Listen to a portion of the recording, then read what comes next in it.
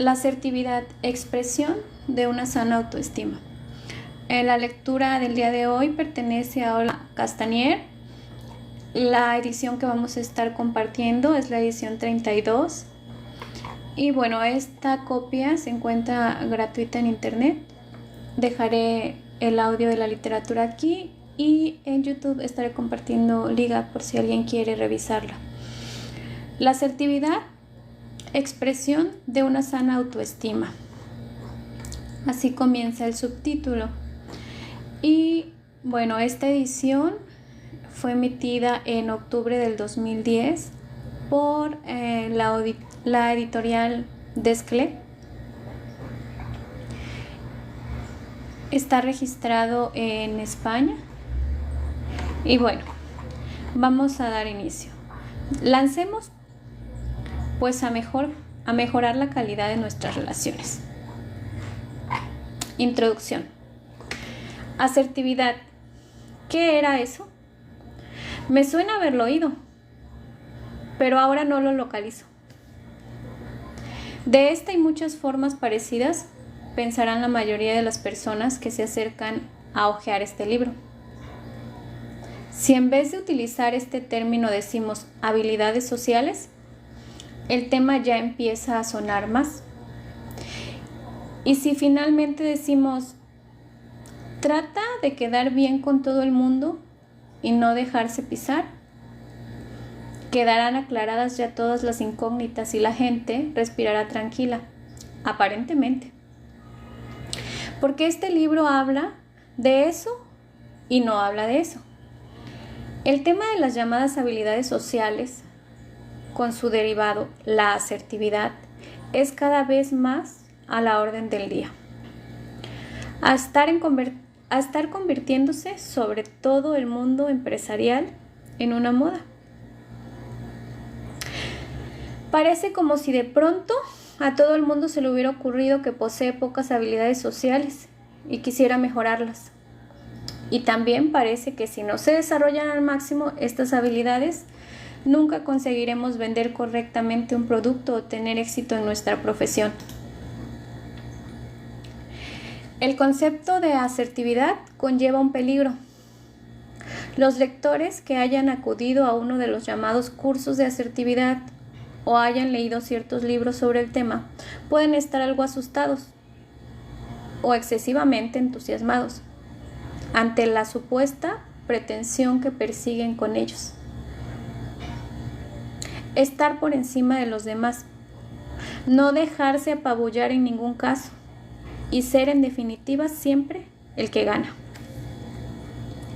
Pues bien, la asertividad, como la trataremos en este libro, no es eso.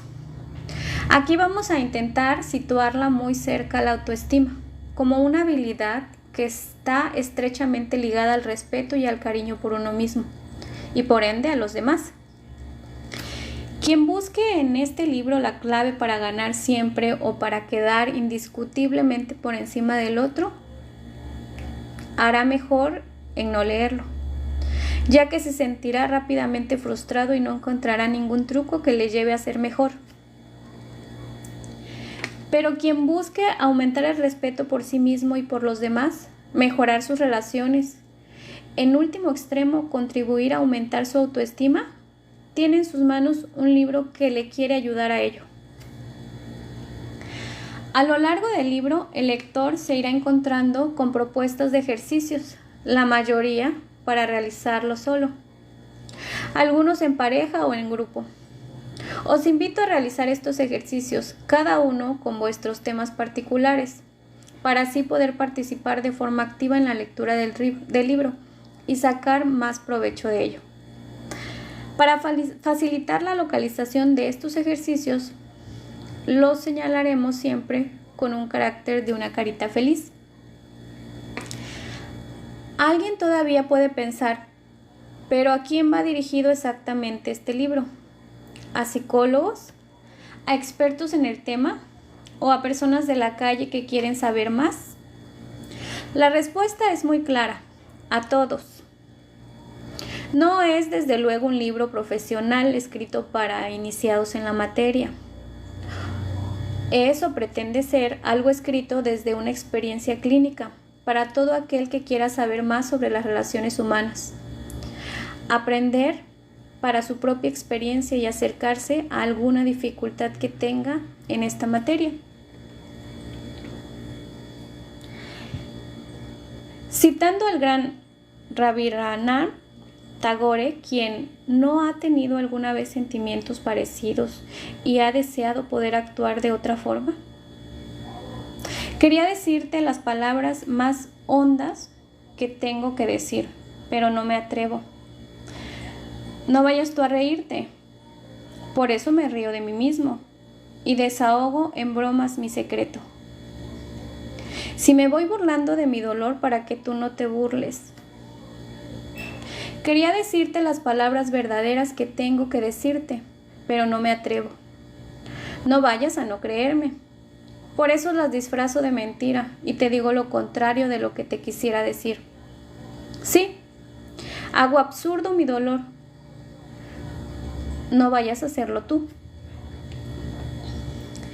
Quisiera decirte las palabras más ricas que guardo para ti, pero no me atrevo, porque no vas a pagarme con las mejores tuyas. Por eso te nombro duramente y hago alarde despiadado de osadía. Si te maltrato, de miedo a que no comprendas mi dolor.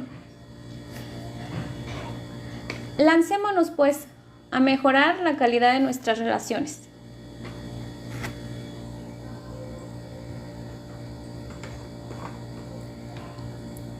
Las incógnitas de una psicóloga. A veces, en medio de mi práctica cotidiana como psicóloga clínica, tengo necesidad de hacer un patrón o un paro.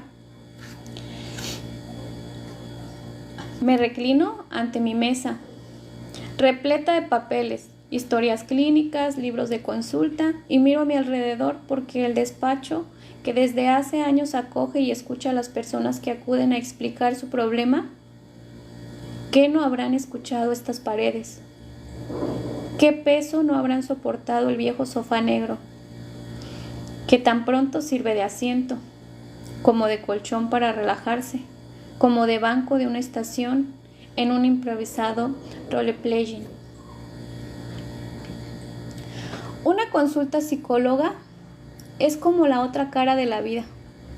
Allá afuera nos sonríen brillantes hombres de negocio, triunfadores profesionales, dicharacheras, amas de casa y divertidos estudiantes a los que nunca parece preocuparles nada.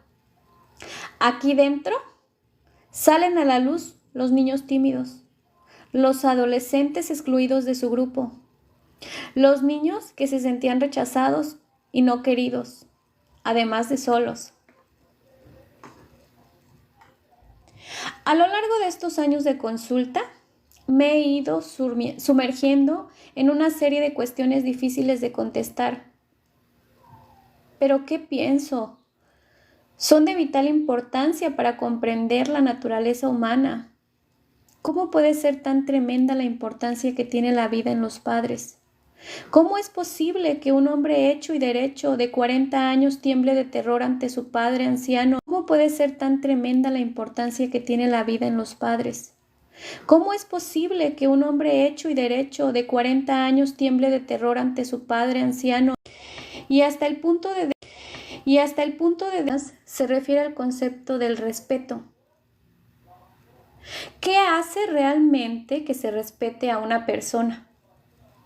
Porque hay personas que ante las que se tiene un natural respeto, de las que no se burla nadie, a las que nadie levanta la voz, y personas que suscitan en los demás la burla, el desprecio, hombres y mujeres a las que se pisa y se humilla. Cuando viene a consulta personas que se consideran tímidas, faltas de habilidades sociales, torpes o solitarias, chocamos una y otra vez con este tema. No se sienten respetadas.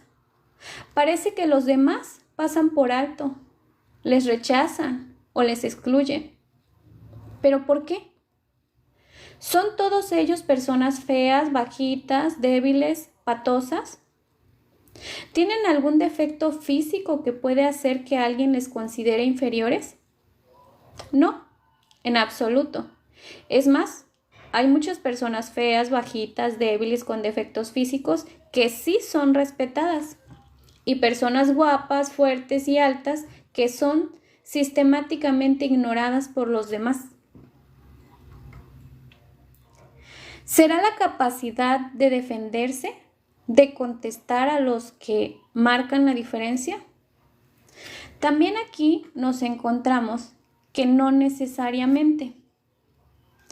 Hay personas que efectivamente se defienden, piden que se les deje en paz o tratan de no contestar o de hacer oídos sordos ante las faltas de respeto e impresiones. Pero hay algo en su forma de decirlo que hace que no se les tome en serio, que su palabra quede invalidada o ignorada ante los demás. Suelen ser personas inseguras, desde luego. ¿Será pues la inseguridad el factor determinante? Pudiera parecer que sí, pero si lo pensamos bien, veremos que tampoco es eso solamente. El mundo está lleno de personas inseguras y yo diría que si pudiéramos hacer una encuesta, el 90% de la gente se considera insegura en algún campo interpersonal de su vida. Unos temen no saber qué decir, otros no soportan las reuniones informales, otros tiemblan ante la idea de hablar en público. Sí, pero no todos son burlados sistemáticamente. Es más, muchos de los respetados, incluso gente que aparentemente pisa a los demás, está en su fuero interno tremendamente inseguro. Tampoco parece ser esta la causa determinante para que se le respete a una persona. ¿En dónde mejor se puede observar todas estas conductas en ese grupo de niños? Todas estas conductas se pueden observar en un grupo de niños, en los que todavía no existen las normas sociales que tenemos impuestas los adultos y en donde surgen con mucha más claridad el efecto, pero también la crueldad que todos llevamos dentro.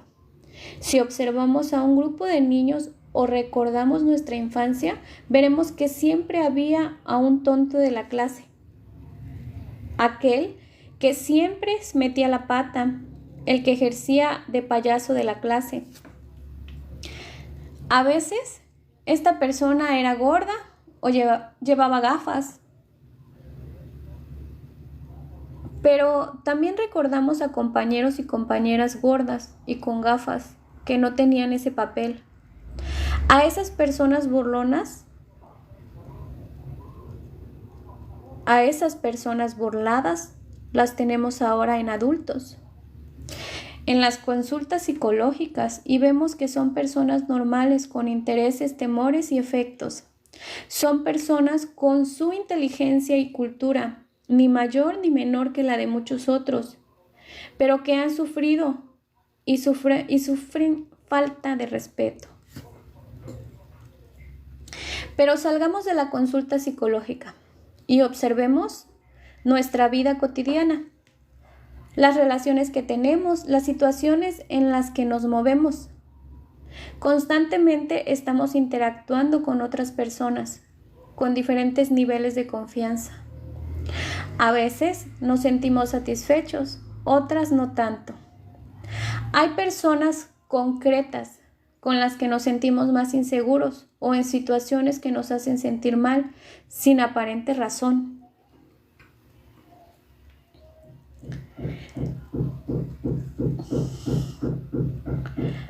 Viene un ejercicio en el que nos pone una carita feliz y nos dice: aquí te pediría que hicieras un pequeño paro en tu lectura y reflexionases un poco. ¿Qué situaciones de tu vida te hacen sentir inseguro? ¿Hay personas con las que te sientes mal, retraído? Si quieres, puedes hacer un pequeño listado y luego a lo largo de este libro irás bajando. Seguro que si te paras a pensar, salen más situaciones de las que hubieras dicho en un principio. ¿Qué produce estas situaciones o personas en nosotros normalmente? Nos sentimos mal porque estamos frustrados, enfadados, infravalorados, desatendidos.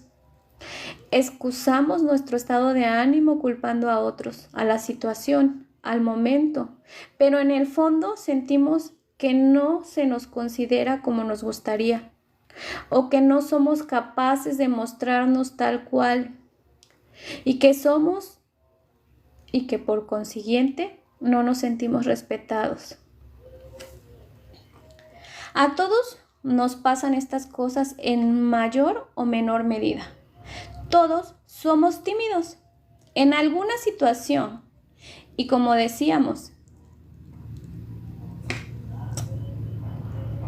antes por muy resueltos que queramos ser o que creéramos ser, de pronto nos encontramos con una situación que se nos hace grande.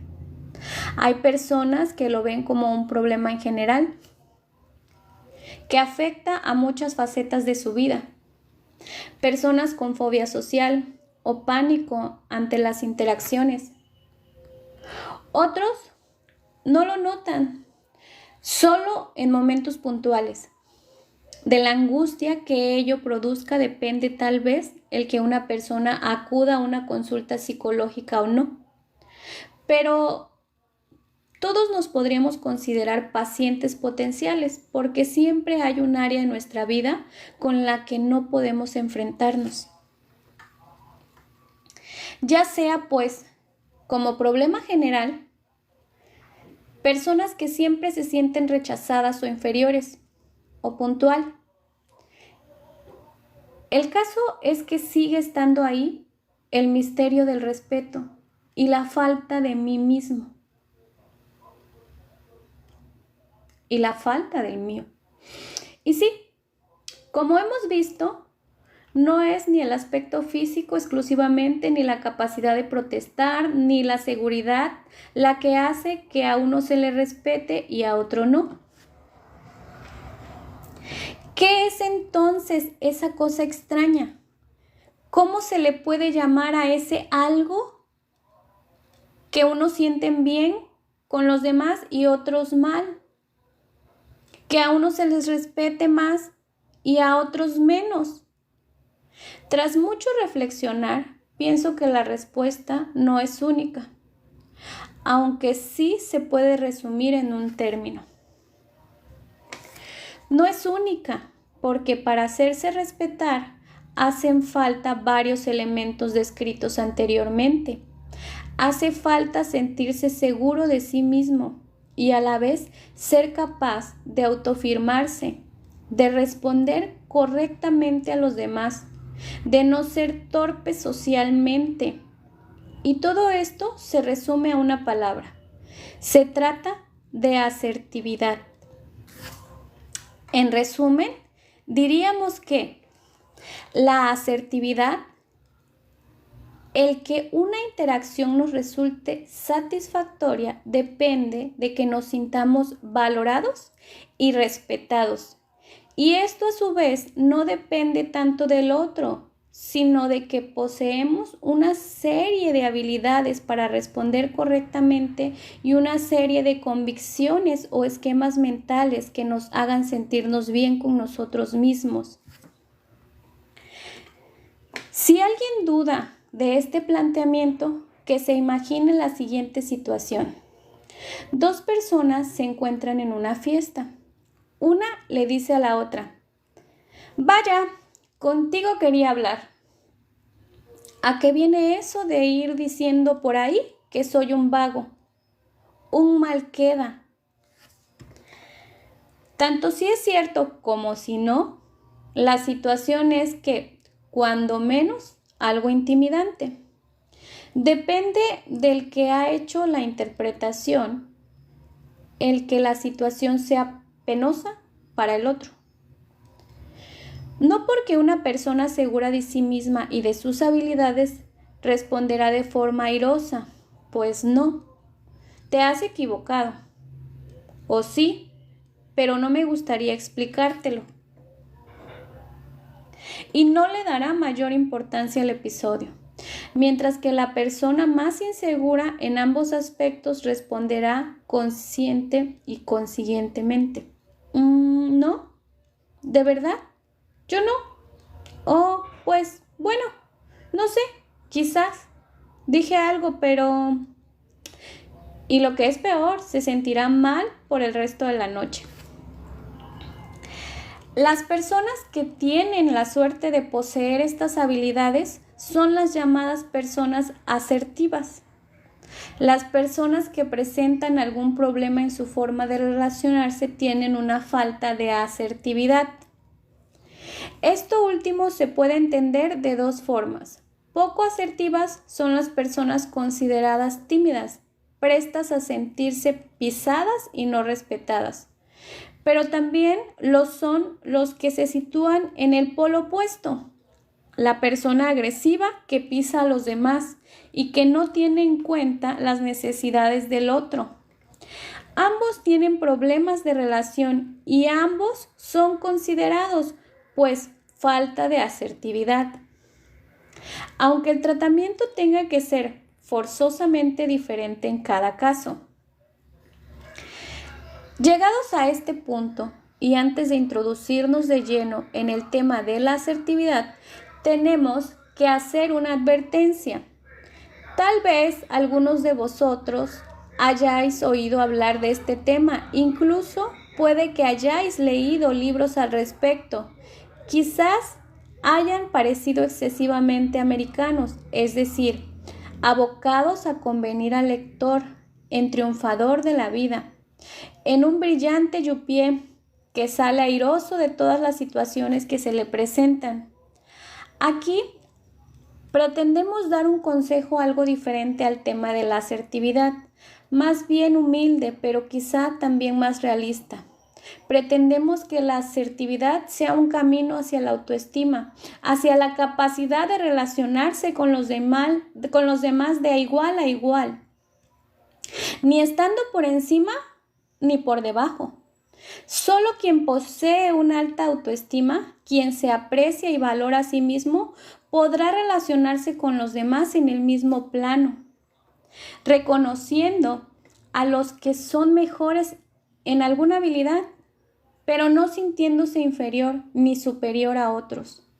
Dicho al revés, la persona no asertiva, tanto si es retraída como si es agresiva, no puede tener una autoestima muy alta, por cuanto siente la necesidad imperiosa de ser valorado por los demás.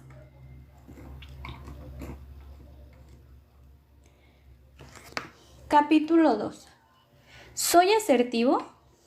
Teóricamente, ¿qué es la asertividad? Definiciones de la asertividad hay muchas. Una de las más clásicas es esta. La asertividad es la capacidad de autoafirmar los propios derechos sin dejarse manipular y sin manipular a los demás.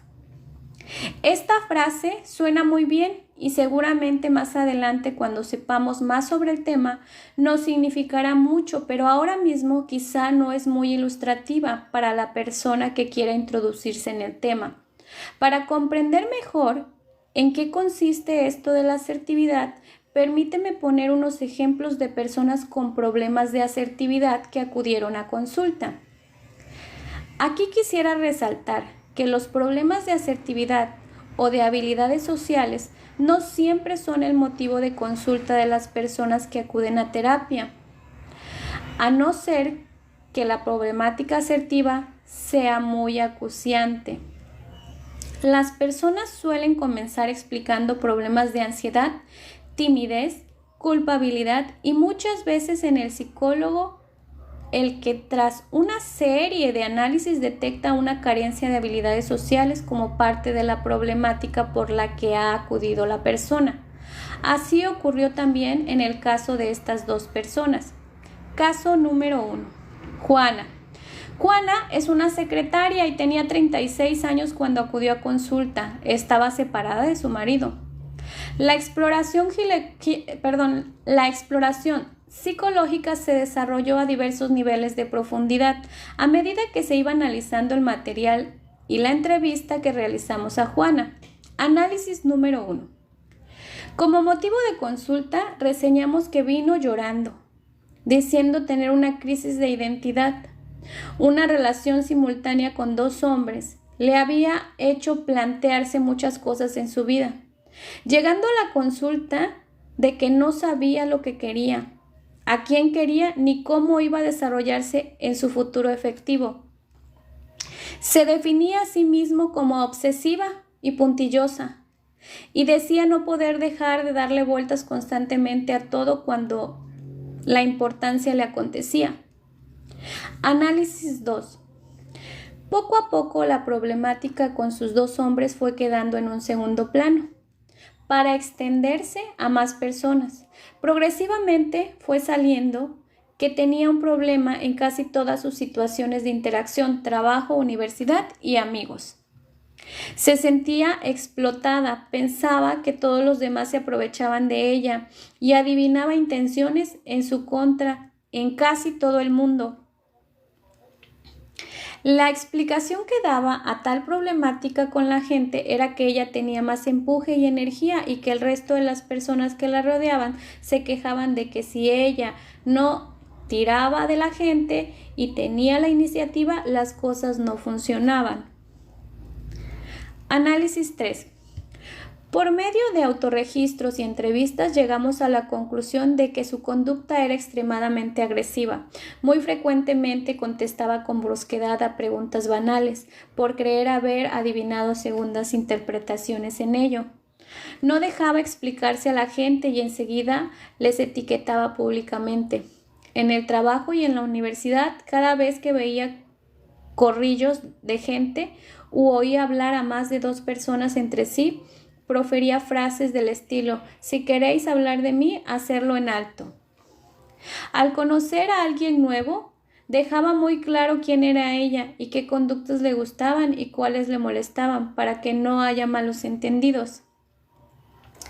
Caso número 2. Elena. Elena también tenía 36 años cuando acudió a consulta y trabajaba asimismo como secretaria, pero su problemática era bien diferente. Ella era soltera y vivía con su madre y sus 2 hermanos, todos adultos con edades comprendidas entre los 23 y los 36 años. El análisis número 1. El motivo de consulta fue muy difícil de saber. En principio se quejaba de tener problemas familiares, porque siempre estábamos en bronca, ejerciendo ella de conciliadora. Su impresión era que si no mediaba ella, aquello podía convertirse en un infierno. Su madre decía que era depresiva y también era Elena la que la cuidaba y protegía de tensiones. Aún con eso, fue muy difícil extraer más información y llegamos a tardar casi un año en profundizar más. Análisis 2. Muy lentamente y con gran dificultad fue saliendo que su principal problema era la relación con su madre, que los manipulaba y los dominaba a todos, provocando las tensiones y broncas que había en casa. De hecho, se pudo comprobar que ésta tenía a los 3 hijos completamente atados a ella, llegando a no permitirle salir los fines de semana, tener amigos y mucho menos una pareja. De ahí deriva que los 3 tenían grandes dificultades de relación con los demás. Concretamente, Elena no salía nunca, no tenía amigos y por lo tanto carecía por completo de habilidades sociales. Análisis 2. Al final se delimitaron 2 problemas principales. El primero, la falta de asertividad. Jamás llevaba a cabo deseos propios. Nunca se negaba a nada, ni en el trabajo ni en la casa.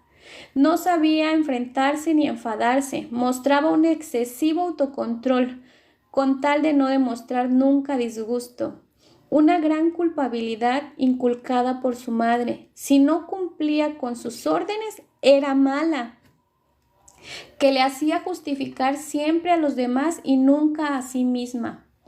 En este caso se trató primero el tema más interno, el de la culpabilidad, y luego al externo, las técnicas de asertividad y las habilidades sociales. Juana y Elena nos van a acompañar a lo largo de este libro.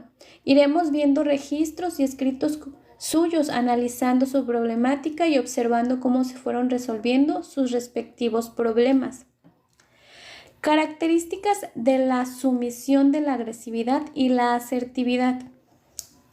Veamos ahora, en abstracto, cuáles son las principales características de la personalidad de las personas sumisas, agresivas y finalmente asertivas. Por supuesto, nadie es puramente agresivo. Personalidad de las personas sumisas, agresivas y finalmente asertivas. Por supuesto, nadie es puramente agresivo. Por lo mismo, podemos exhibir algunas de las conductas descritas en ciertas situaciones que nos causan dificultades, mientras que otras podemos reaccionar de forma completamente diferente.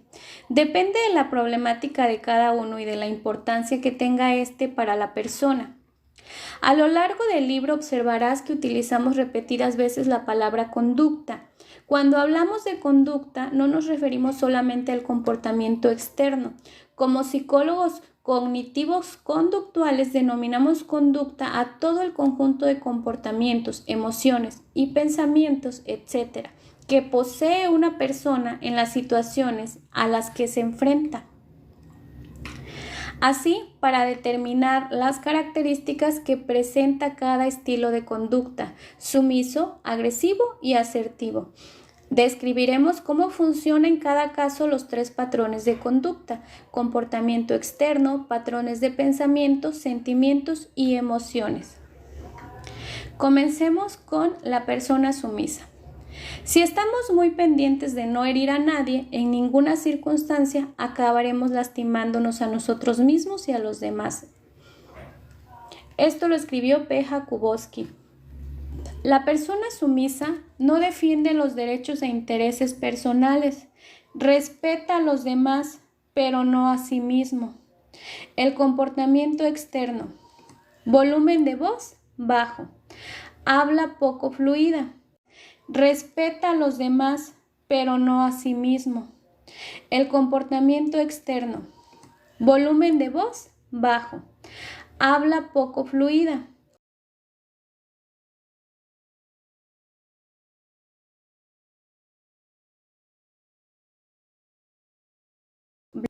del contacto ocular, mirada baja, cara tensa, dientes apretados o labios temblorosos, manos nerviosas, onicofagia, postura tensa, incómoda, inseguridad para saber qué hacer y decir, frecuentes quejas a terceros, X no me comprende, Y es un egoísta y se aprovecha de mí. Patrones de pensamiento. Consideran que si evitan molestar o ofender a los demás son personas sacrificadas. Lo que yo sienta, piense o desee no importa, importa lo que tú sientes, pienses o desees. Su creencia principal es necesario ser querido y apreciado por todo el mundo. Constantemente sensación de ser incomprendido, manipulado y no tener en cuenta que no ha sido tomado en cuenta. Sentimientos y emociones. Impotencia, mucha energía mental, poca externa, frecuentes sentimientos de culpabilidad, baja autoestima, deshonestidad emocional, pueden sentirse agresivos y hostiles, pero no lo manifiestan y a veces no lo reconocen ni ante sí mismo, ansiedad y frustración. Este tipo de conductas tienen más lógicas repercusiones en las personas que les rodean, el ambiente en el que se suelen mover, etc. Estas son las principales consecuencias que a larga tienen la conducta sumisa en la persona que la realiza: pérdida de autoestima, pérdida de aprecio de los demás, personas a veces, faltas de respeto de los demás. La persona sumisa hace sentirse a los demás culpables o superiores. Depende de cómo sea el otro. Tendrá la constante sensación de estar en deuda con la persona sumisa. ¿Es que es tan buena o se sentirá superior a ella y con capacidad de aprovecharse de su bondad? Las personas sumisas presentan a veces problemas somáticos. Es una forma de manifestar las grandes tensiones que sufren por no exteriorizar su opinión ni sus preferencias. Otras veces, estas personas tienen repetidos estallidos desmesurados de agresividad. Estos estallidos suelen ser bastante incontrolados, ya que son fruto de la acumulación de tensiones y hostilidad y no son manifestados con una habilidad social. La persona agresiva tiende en exceso los derechos e intereses personales, sin tener en cuenta los de los demás.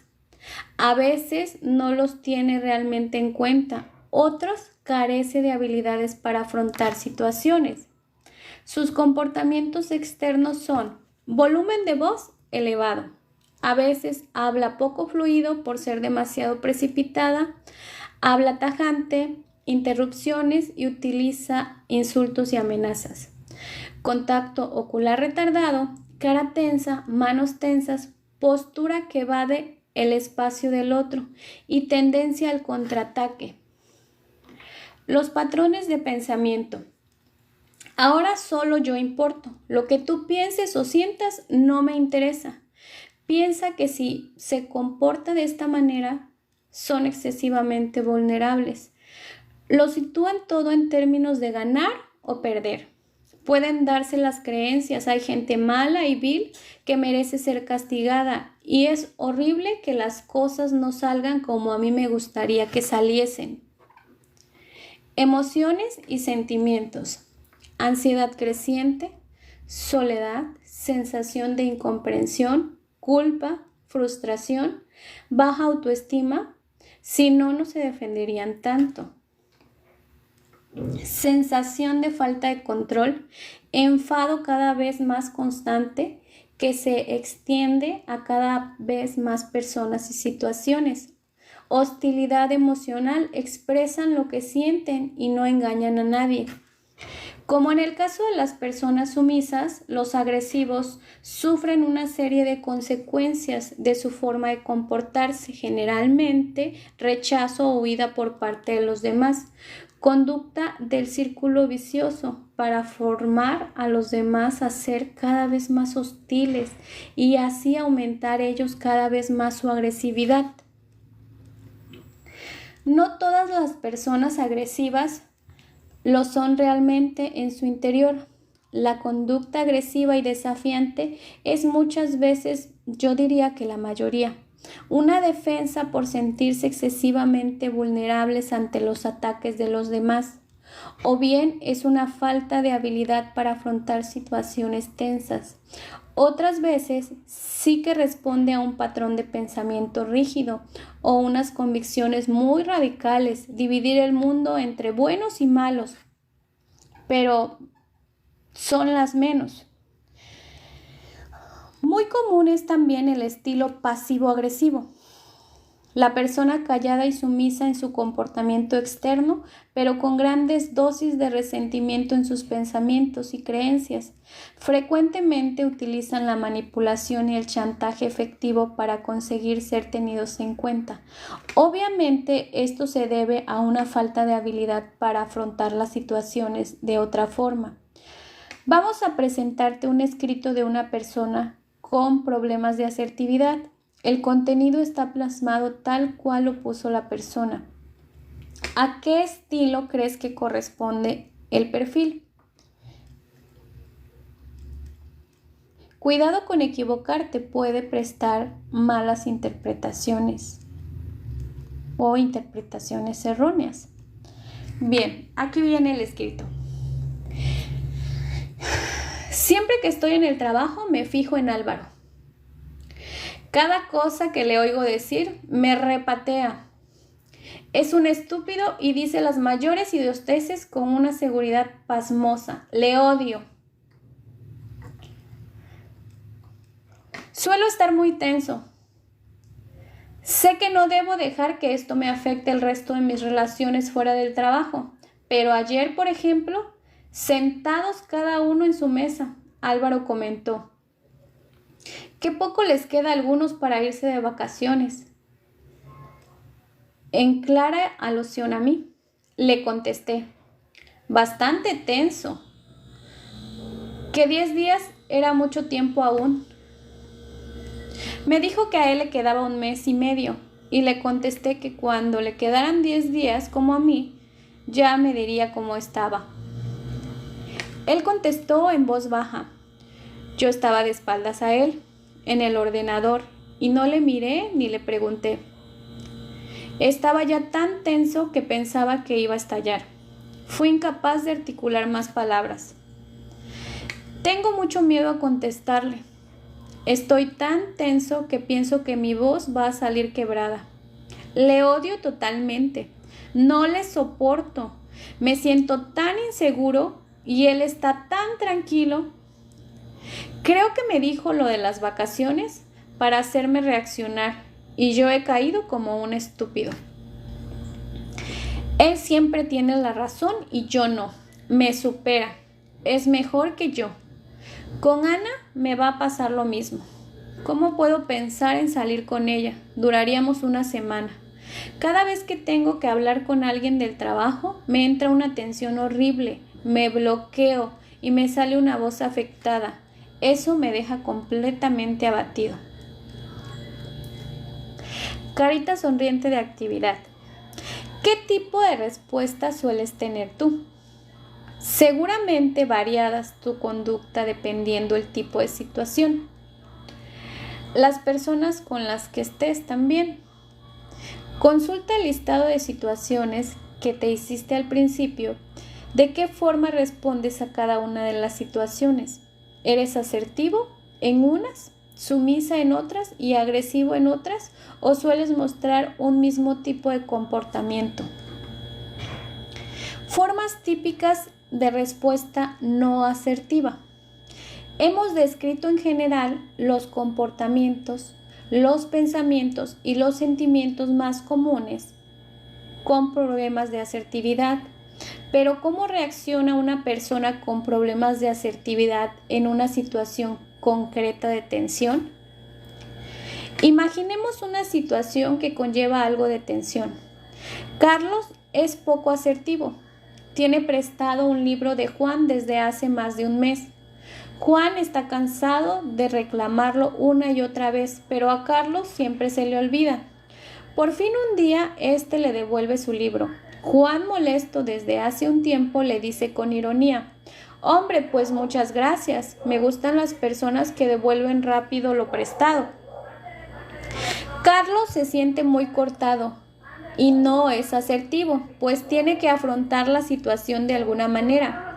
Afrontar significa salir airosamente, no enfrentarse. En este caso, si Juan tiene razón, no hay que intentar quitársela. Estas son 4 de las típicas formas erróneas de responder que podría esgrimir Carlos con su problema de asertividad. Bloqueo. Conducta: ninguna. Quedarse paralizado. Pensamiento: a veces no hay un pensamiento claro, la persona tiene la mente en blanco. Otras, la persona se va enviando automensajes ansiógenos o repetitivos. Tengo que decir algo. Esto cada vez es peor. Dios mío, ¿y ahora qué hago? Etcétera. Generalmente, esta forma de respuesta causa una gran ansiedad en la persona y es vivida como algo terrible e insuperable. En este caso, Carlos simplemente se quedaría de piedra y no diría ni haría nada. Esta conducta permite que el interlocutor, al no disponer de datos, interprete la relación según sea su estilo de pensamiento. Depende de cómo sea Juan, Este podrá pensar, pues vaya, cara dura, encima de que me quedé mirando y no se excusa. O vaya, parece que ha reconocido su falta. Quien calla, otorga. Sobreadaptación. El sujeto responde según crea que es el deseo del otro. Pensamiento. Atención centrada en lo que la otra persona pueda estar esperando. Tengo que sonreírle. Si le digo mi opinión, se va a enfadar. Querrá que le dé la razón. Esta es una de las respuestas más comunes de las personas sumisas. Carlos, de responder así, simplemente se reirá nerviosamente haciendo como si el chiste de Juan tuviera mucha gracia. No diría ninguna explicación respecto a su demora en devolver los apuntes. Ansiedad. La conducta sería tartamudeo, sudor, retorcimiento de manos y movimientos estereotipados. Pensamiento. Me ha pillado. ¿Y ahora qué digo? Tengo que justificarme. La persona que da rápidas instrucciones respecto a cómo comportarse, pero estas suelen llevar a una gran carga de ansiedad.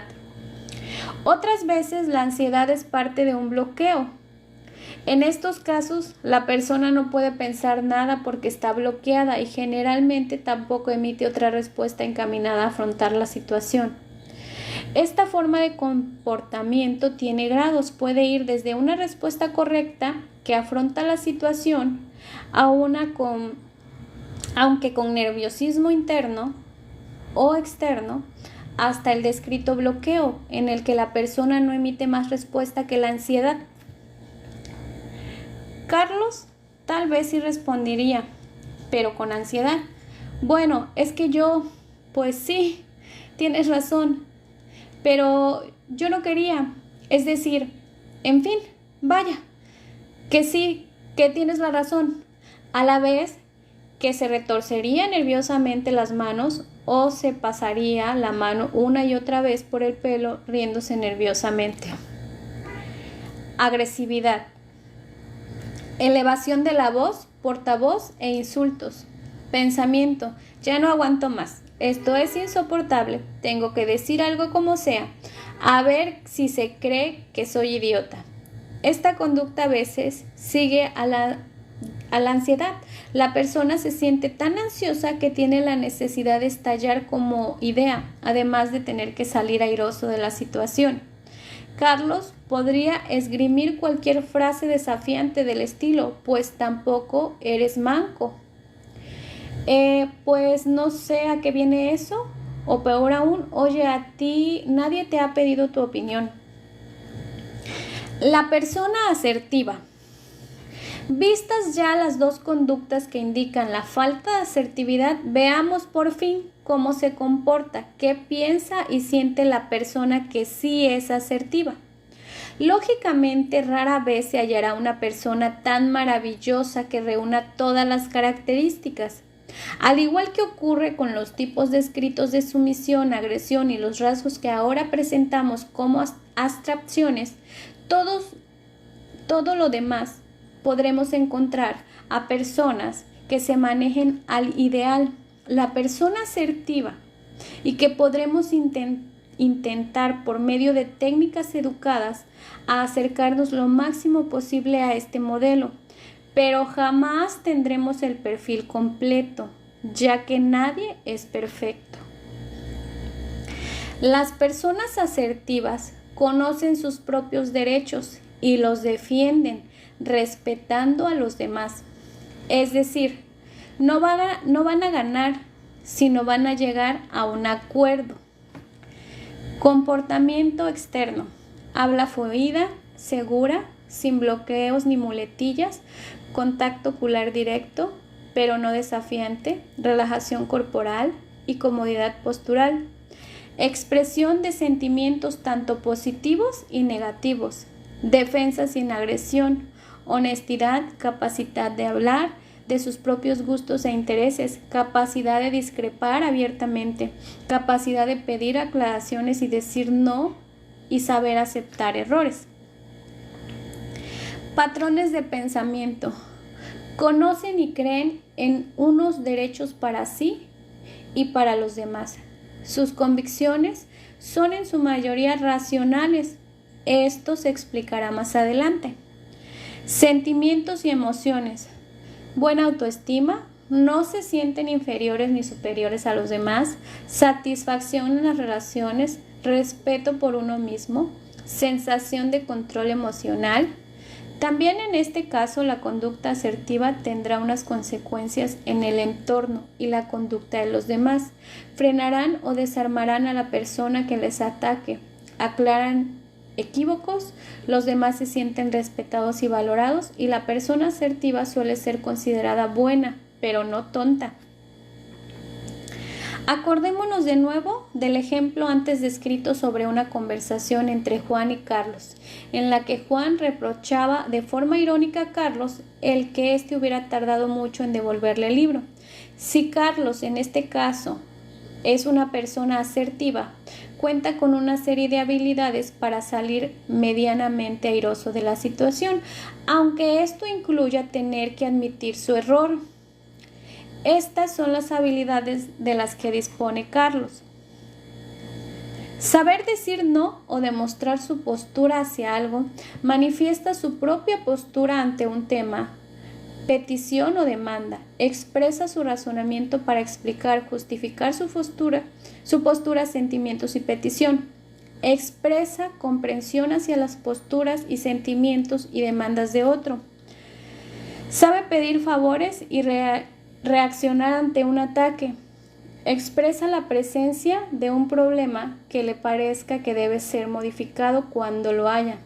Sabe pedir cuando es necesario. Pide clarificaciones si hay algo que no tenga claro. Sabe expresar sentimientos. Expresa gratitud, afecto y admiración y expresa insatisfacción, dolor y desconcierto. ¿Qué podría haber dicho Carlos en este caso si considera que el reproche es razonable?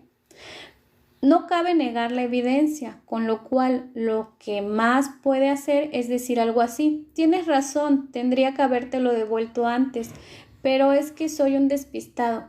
Te prometo que la próxima vez me esforzaré en devolvértelo más pronto, pero también puede no estar de acuerdo con lo que se le reprocha. En este caso podría responder: cuando te lo pedí, te dije que tendría que leerlo entero y no he podido leerlo en menos tiempo.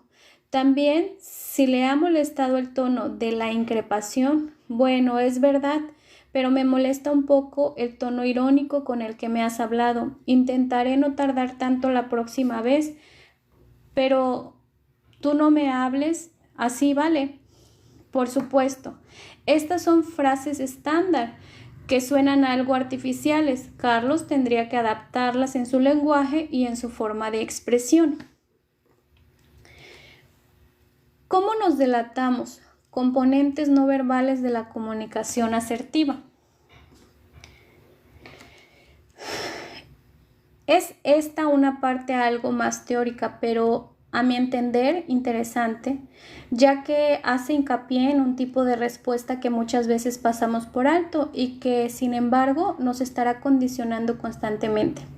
La conducta no verbal, es decir, los gestos, las miradas, las posturas que emitimos mientras estamos comunicándonos, remitimos al lector el estudio de los interesantes libros que se han descrito al respecto, véase en la bibliografía, y nos limitamos aquí a describir la parte de la comunicación que afecta directamente la asertividad.